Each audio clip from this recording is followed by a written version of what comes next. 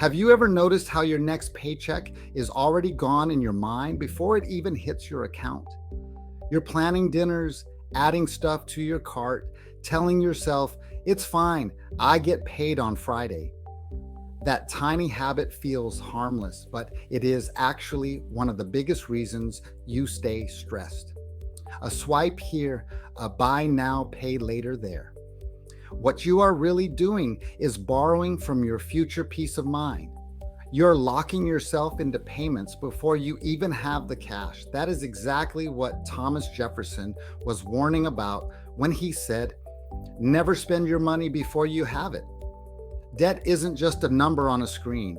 It is a claim on your future time.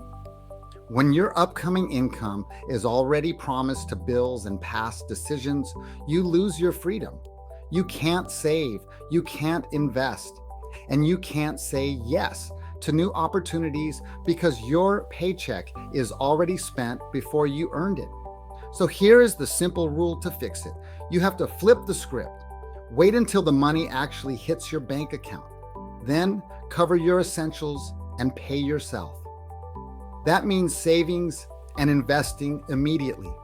Whatever is left over, that is your guilt-free spending money for wants, but you simply stop spending based on incoming money. If it's not in the account, it doesn't exist.